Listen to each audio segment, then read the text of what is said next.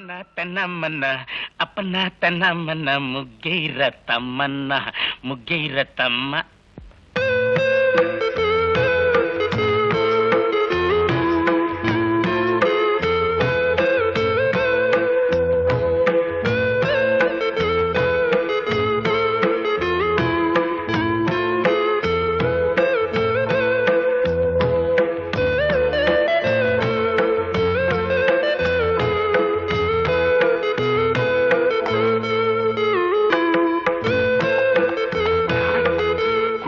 లోపల నావల పంత కోరి పెట్టి నానోయ్ బావా గుత్తి వంక వంటిల్లే వైకుంఠం కత్తిపేట కైలాసం.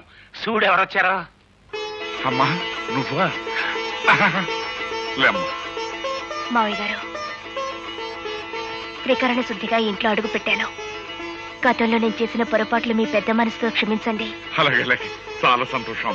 తాళి తెంచద్దు అని పెద్ద ఆవిడ పట్టుపట్టిందని ఇన్నప్పుడే నువ్వు మా ఇంటికి వచ్చేస్తావని ఊహించానమ్మా. మావయ్య గారు, ఆ ఇంటి నుంచి కట్టుబట్టలతో వచ్చేసాను. కట్టుకున్న ఈ బట్టలు కూడా ఆ ఇంటి వినిపించుకోవడం నాకు ఇష్టం లేదు. అందుకని నా కొడుకులో ఉన్న పరుషం కోడలో కూడా ఉంది. ఒక్క నిమిషం ఉండమ్మా. మా బాస్ సూపులకి సర్దార్ పాపరాయిలా కనిపిస్తాడు గాని మనసు మాత్రం నిప్పుల మీద పెట్టిన ఎన్నపోస. చూడమ్మా, గోపికి పెళ్ళయిన తర్వాత కోడలు ఇంటికి వస్తుందని ముందుగానే చీర నగలు కొనట్టు పెట్టాం. చీర మాత్రం పట్టు చీరడమ్మా. నగలు మాత్రం సిలకలపూడి బంగారాన్ని. మా కెపాసిటీ అంతేనమ్మా. ఆ గదిలోకి వెళ్ళి చీర మార్చుకోమ్మా.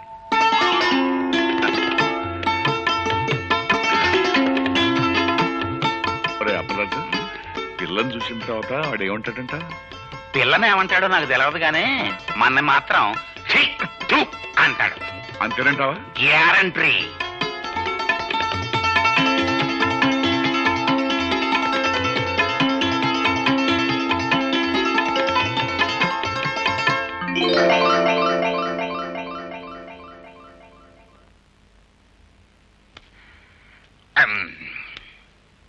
ఏమిటి అంతలా బిగుసిపోయారు?